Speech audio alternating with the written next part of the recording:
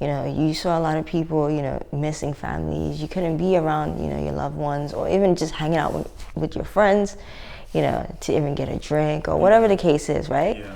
So I just felt like at the time it was a necessity to bring, you know, funness to what we were all experiencing. It was quite a sad time for, you know, vulnerable people. Even us, just normal people, were also vulnerable. Yeah.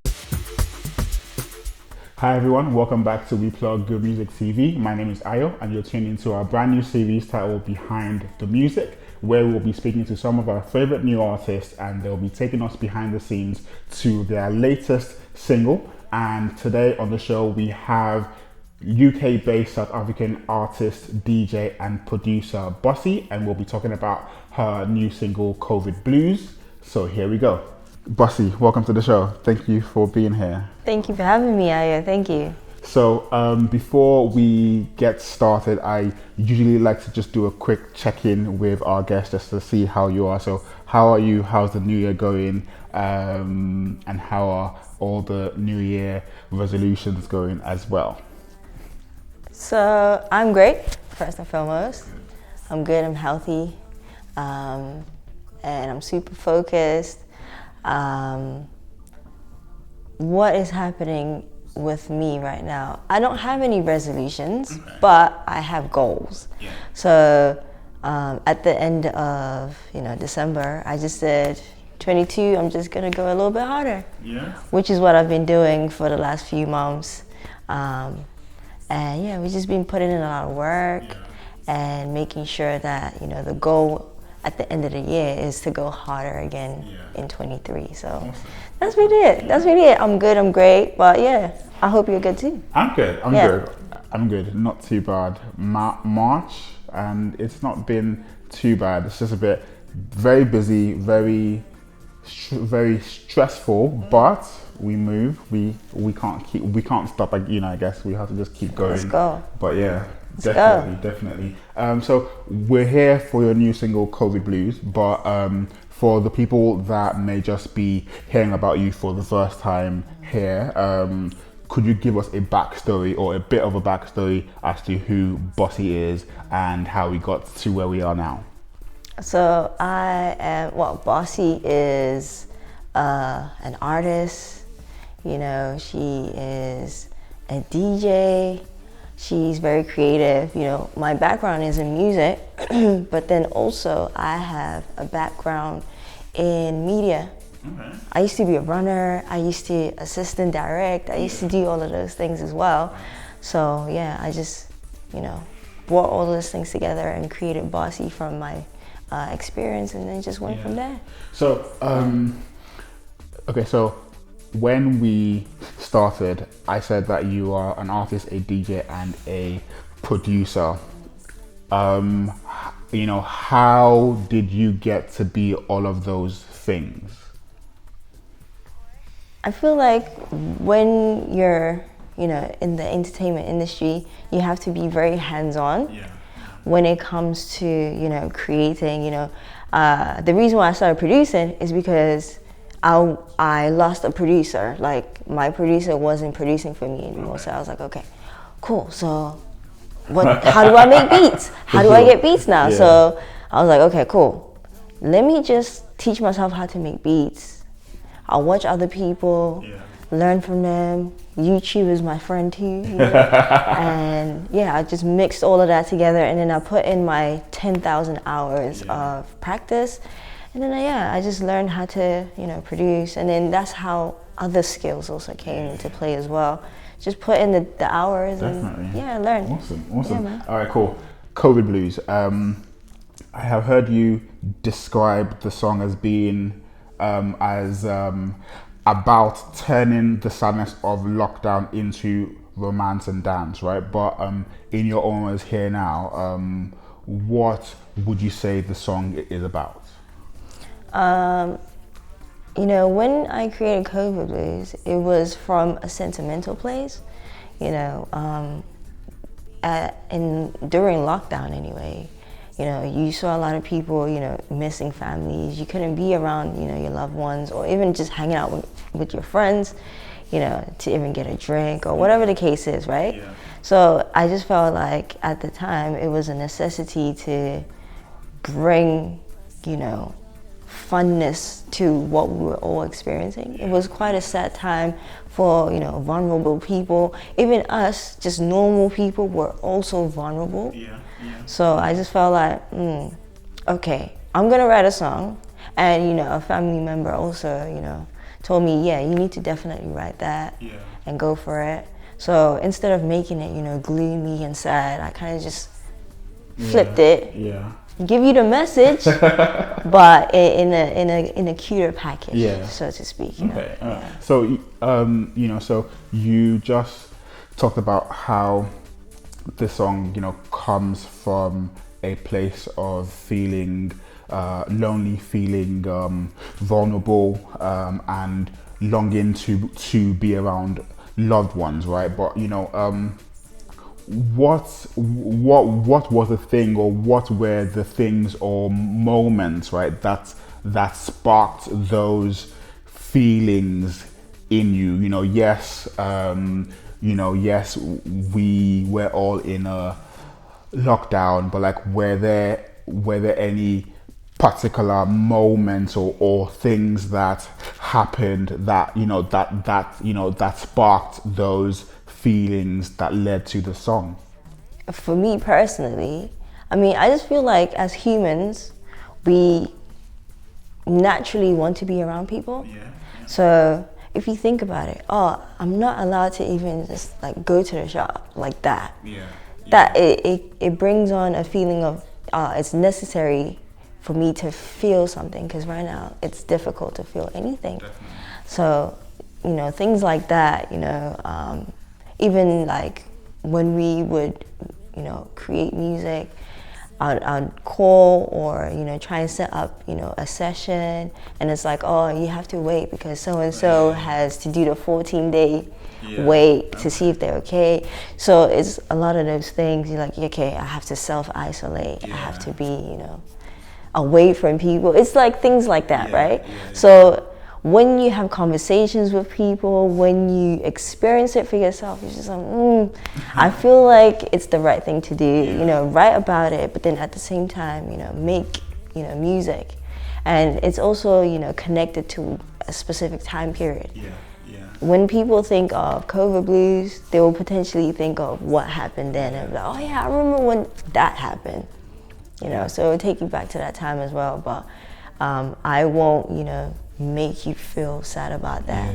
Okay, awesome. All right, cool. So let's talk about the kind of, well, not kind of, but like the lyrics that run through the song. So there are two that kind of there are two that stand out for me, but you know, these two lines you hear throughout the song, right? So one, I'm trying to be somebody, and then send a nude, I'm in a mood. Why did you choose those two lines to drive the song forward? With I'm trying to be somebody, I feel like everybody wants to be somebody. I feel like, you know, people can relate to that. So I think, you know, using that as sort of like a hook in the song, it's easy for people to latch onto that. You know, especially during, you know, these times. You know, I feel like it just makes sense to be like, okay, cool. Like it's winter. When it came out, it was winter time too. Somebody wants to be with somebody in the winter. You know, so putting together those different factors and then putting it all into, you know, a package, it just made sense.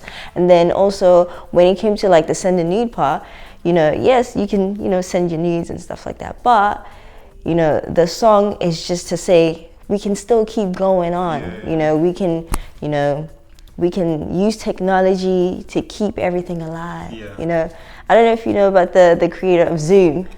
Well, no, I don't quite know. Okay, so the creator of Zoom initially created Zoom because he missed his girl.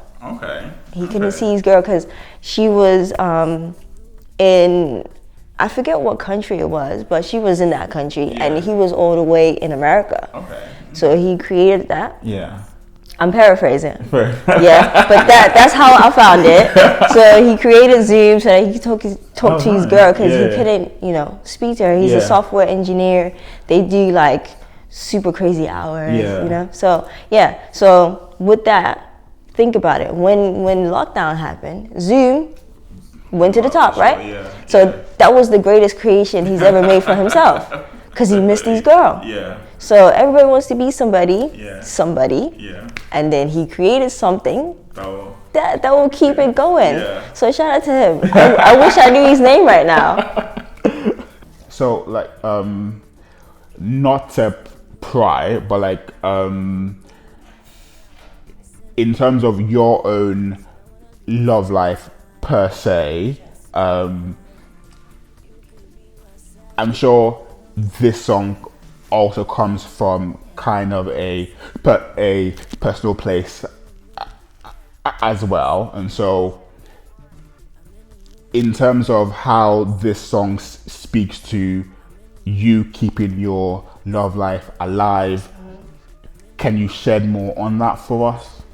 I mean, with your love life, you have to always be trying. Yeah. You have to, go out of your way to do things. So I guess in a way that also speaks to that, where you use technology to make sure that you're in contact, with the person you are with. Yeah.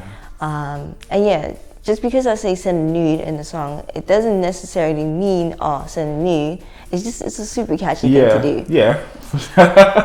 But going back to the whole, making sure you go out of your way to make, these people feel important. You go out of your way to call them, to do the Zooms, whatever you have to do to make sure that you stay in contact. Definitely. Definitely. So you just got to do the work. But yes, some people will use that method as well. Yeah. Yes. For sure. All right. So let's look at the music side of the song, right? So, in terms of the creative process behind this song, can you take us behind the scenes? How did the song come together?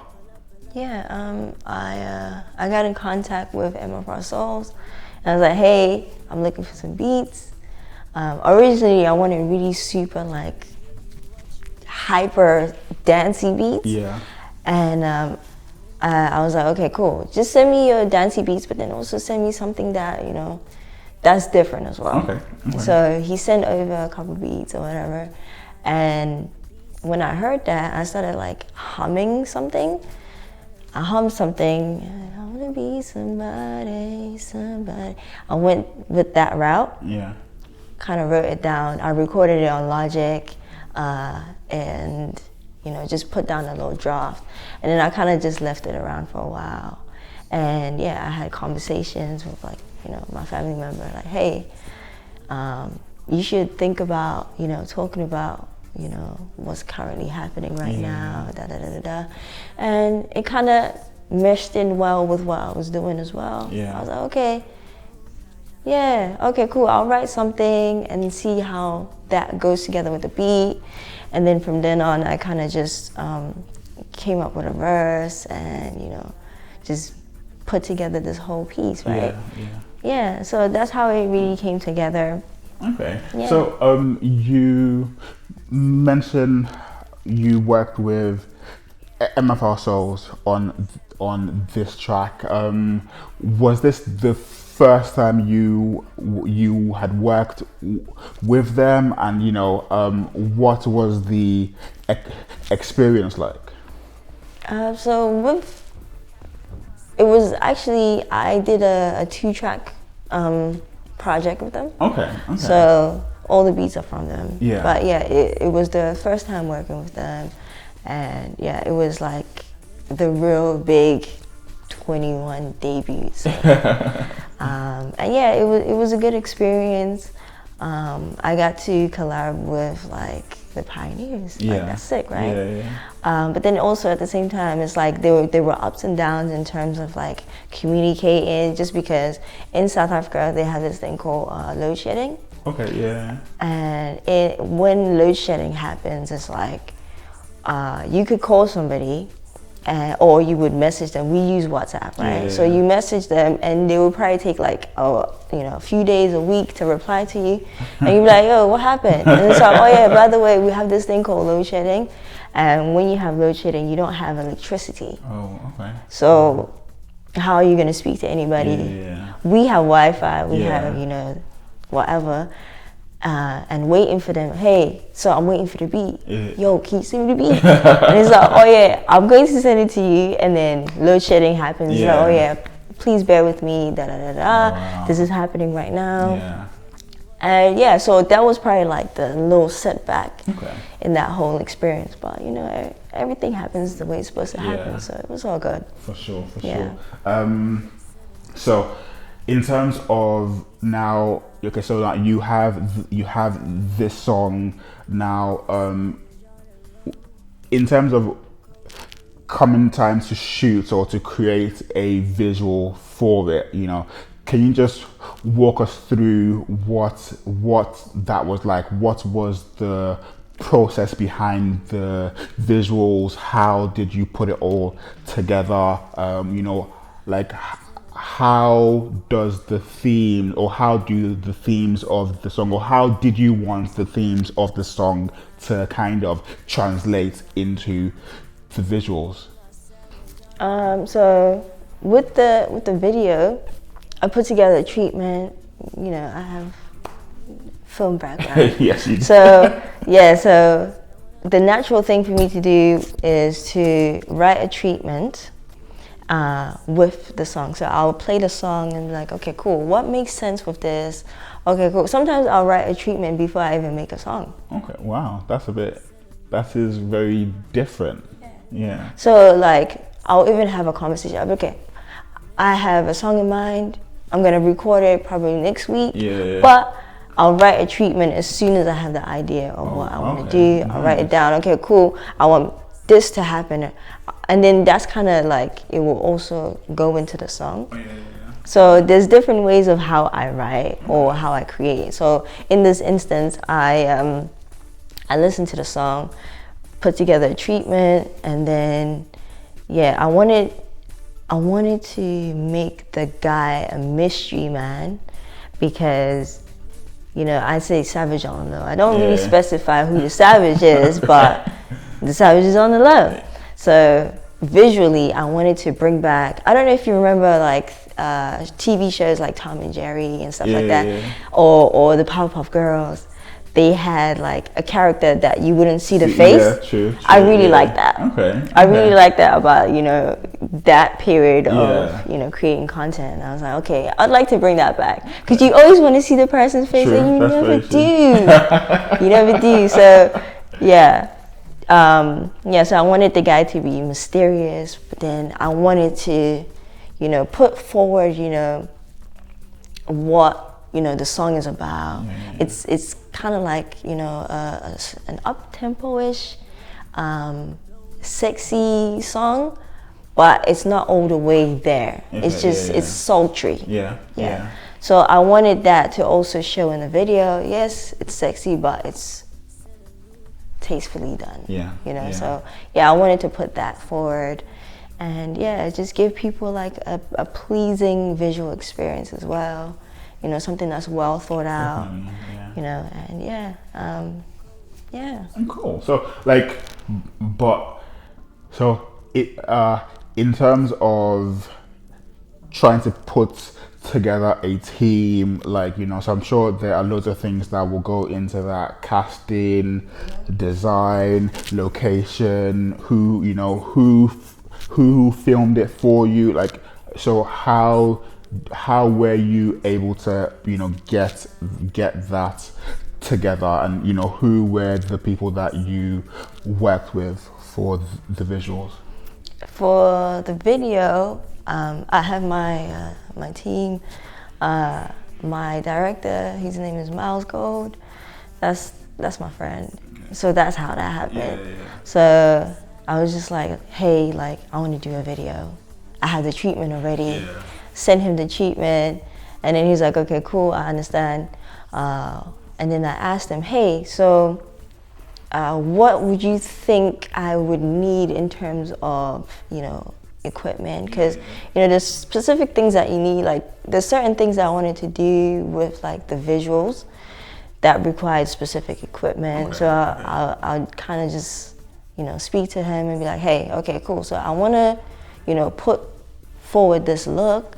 How do we execute that? Because that's his, lane. So I would normally do something like that. Okay, cool. You want this type of equipment? Let me get my production assistant or whatever to deal with that. Okay. And just get different people to just deal with specific things, but referring to the treatment or whatever the plans were. So that's how we normally work in most shootings. Okay. Cool. So I know you are very big on ownership. In a piece that you did for us, you said how you own your own production company for your visuals and how you release your music through your own label as well. So why is ownership important for you? Ownership. When it comes to ownership, it's a different, conversation when you speak to people, for one. But then two, when you own your own business or, companies, whatever, you kind of can decide when you can use the bathroom. Okay. Right? And that was one of the turning points in my life when I was working for a specific company and the manager addressed me and said, hey, why do you take so long in the bathroom? And so I found that quite crazy. And from then I was like, okay, cool. So when you work for people, you have to ask for permission all the time. Yeah, okay. So it's like, okay, cool. So from that moment, I decided, okay. Yeah. If I need to ask anybody for a break or if I just do what normal people do and I have to be, asked what and what not, I don't think that's really a gig I want to be part of. So, so that's how that happened. But then at the same time, ownership is very important because, you get to, have fun doing what you like. You can kind of call the shots. Hey, I want to, film for 2 weeks or whatever, and then like the next week, okay, I want to take a break. And you don't have to ask anybody. You don't have to, do anything that makes you uncomfortable. When you wake up in the morning, you're tap dancing out of bed. Because it's like, I'm doing something I like to do. Whereas like, some people, they'll wake up in the morning,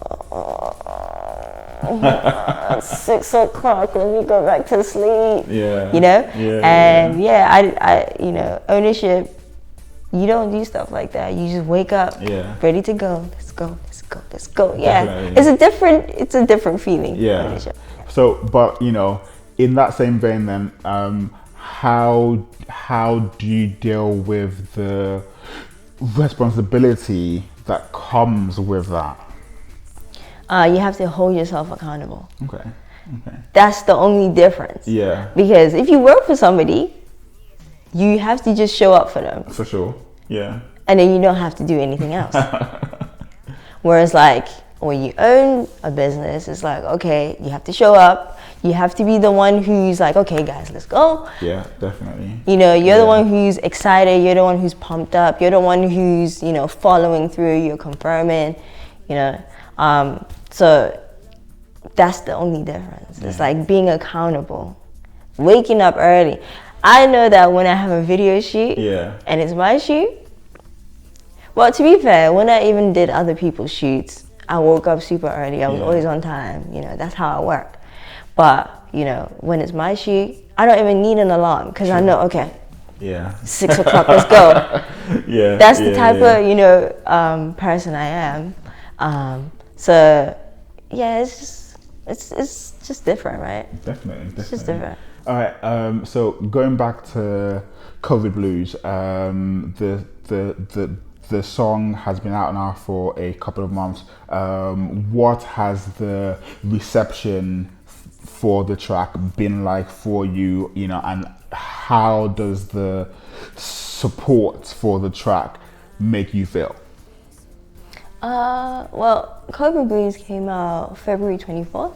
Okay, so, okay. 2 weeks, I think. Yeah, okay. Yeah. So, and like a couple days after I released COVID Blues, I played it at one of my sets. I was DJing. Okay. And I played COVID Blues, and it got really good reception. Yeah. People were singing along to it. I wanna be somebody. So, yeah, it got really good reception. People watched the video, very excited. Like, oh, I like what you're doing. Da da da da. I've been getting, you know, a lot of encouragement from people. Hey, keep going. We like what you're doing. You know, even when I do the lives as well, you know, positive encouragement from just different people. Sometimes I'll get a text, sometimes I'll just get a random call, sometimes I'll just get like an inbox from like somebody I don't even know. They'll be like, hey, I've been following you for like a year, and you know, I like what you're doing.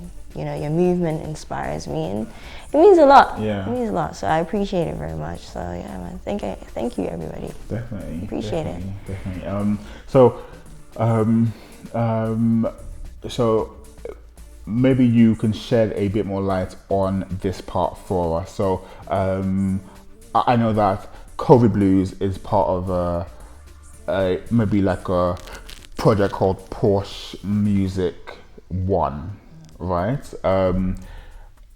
Can you expand on what that is? Because you know you have also said as well that there will be a Porsche Music 2, right? And so what are these projects? What are these projects about? What is the whole series about? Are these EPs, or what are they?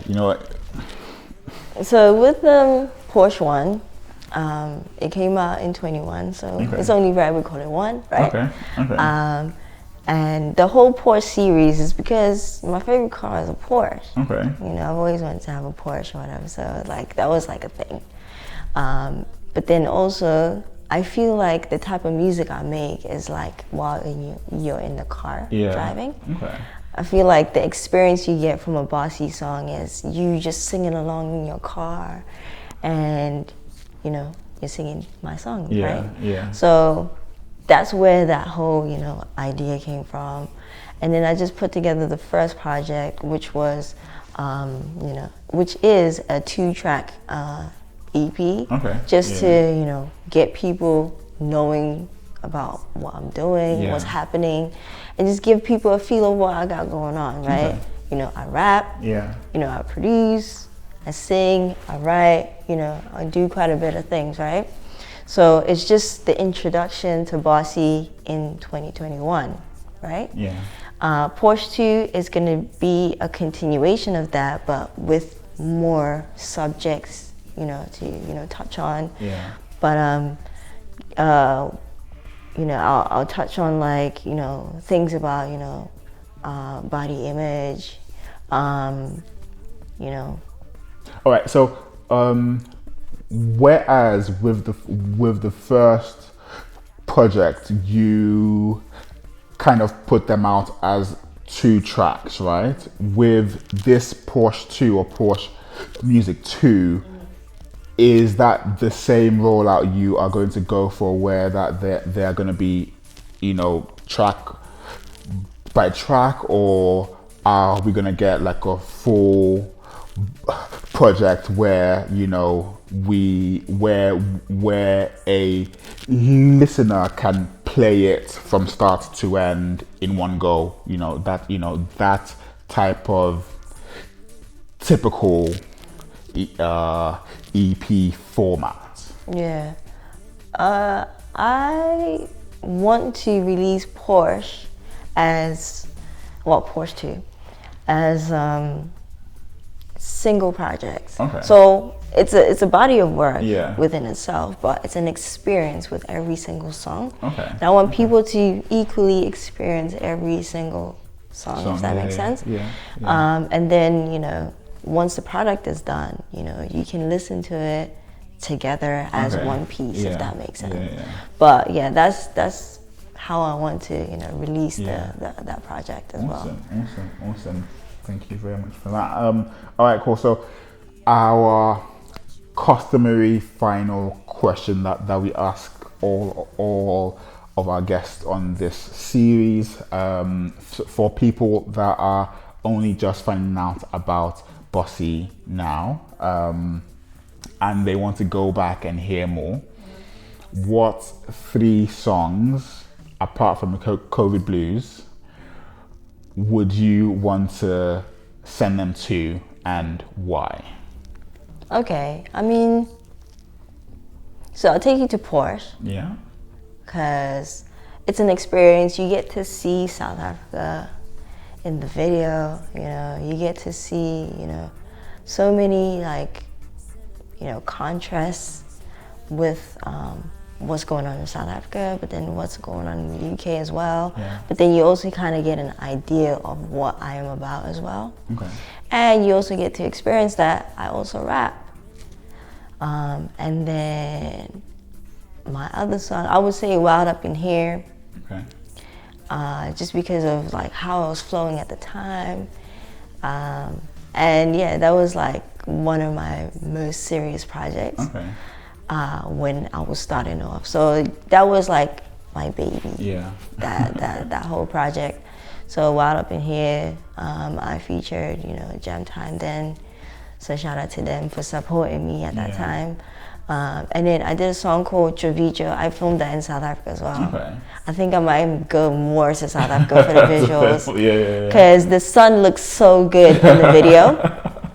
So yeah, so Trevijo, you get to experience me rapping, but like I'm actually in South Africa, and like you get to see what's going on in South Africa in that video. Yeah.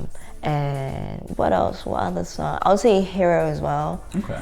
I have a song called Hero that came out like a while ago. Yeah. And yeah, you get to experience my production. You get to experience me singing and rapping and also writing. So yeah, those are the 3 main songs. Yeah. But yeah. Okay, thank you for that. A couple more questions before we wrap. So, you know, whereas with COVID Blues, it's kind of a fusion of R&B and amapiano. With Porsche, that is still a bit of amapiano, but you rap on there. So, you know, you have like a fusion of sounds going on from rap to R&B to amapiano. But how do you, or how would you describe or define your sound? I would say, you know, because I do so many things on the song, you can't really, you know, pinpoint exactly what it is. Yeah. You know that it's amapiano. Yeah. Because one, of the beat, and then, you know, like the chorus potentially, because usually when I do the chorus, it's usually in one of the South African languages, whether it's Afrikaans, Zulu, Xhosa, you know, or Southern City or whatever. So you would know because of, you know, the giveaway of the beat. But then the way I flow or write the song, it's, you know, just a different vibe. But to be fair, it depends, because sometimes I'll rap on an amapiano beat, and sometimes I'll literally just like, you know, do it in Southern City or do it in, you know, Xhosa or whatever the case is. It just depends how I'm feeling, you know, how the song feels. But I would say when I'm doing the R&B on the amapiano, I always say it's ama and B. You know, I feel like it just, you know, I'm bringing you back to, you know, that Aaliyah, Missy, Tony Braxton type of R&B, but I'm hitting it on the amapiano sound. You know, and I feel like amapiano really suits my voice as well. Just because I feel like because I'm South African, it feels right and it sounds right, if that makes sense. So I would say when I'm doing the R&B on it, it's R&B. Okay. R&B. Thank you for that.